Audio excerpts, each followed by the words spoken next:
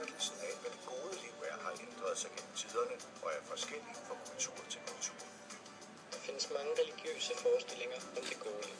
Det gode liv afhænger af naturgrundlaget, sociale relationer og kulturelle muligheder, og det gode liv fortolkes og fremstilles blandt andet i fiktion, kunst og faglitteratur. I det antikke Grækenland hævdede Sokrates, at det enkelte menneske skal lære at tænke selv og nå frem til sandheden i verden. Mange konflikter og værdikampe udspringer af forskelle i synet på det gode liv. Vigtigste for mig er min familie og pension. Musikken indgår i kampen om et ligeværdigt liv. Filmhistorien indeholder en lang række beskrivelser af oprør mod undertrykkelse.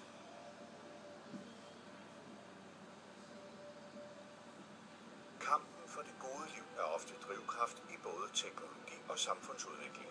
Kampen indbefatter et ideal, en modstander og en vej. Under dette ligger der grundlæggende forestillinger om, hvad det gode liv er. I vores del af verden kan kampens genstand være fedmeoperationer eller plastikkirurgi. Jeg tabte en masse kilo og fik en kosmetisk operation.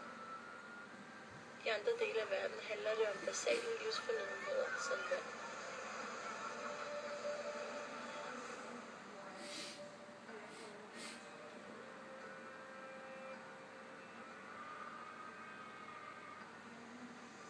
Kampen kan have forskellige mål, som f.eks. menneskerettigheder eller adgang til ressourcer. Den franske revolutions første fase rummer erklæringen om menneskets rettigheder nogle grundlæggende forestillinger om det gode liv. I dag kæmper FN for en mindre skæv verdensorden. Hvor far og mor. Kampen kan være vendt mod naturen, mod vaner og holdninger, mod magthavere. Og organisationer som Greenpeace kæmper for at redde Arktis. Danmark sikrer velfærdssamfundet det gode liv, og alle danskere kan få dækket deres umiddelbare behov for bolig og fødevarer. Men man kan også være sin egen modstander. I velfærdssamfundet udvikles også livsstilssygdomme som rygning, alkoholmisbrug og overvægt, som ødelægger det gode liv.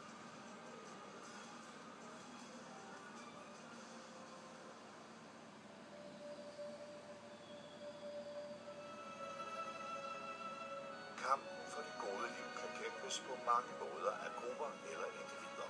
Kræft er den sygdom, de fleste frygter mest. For uden at være en dødelig sygdom, er kræft også yderst smertefuld. Jeg har skulle koncentrere mig om at overleve.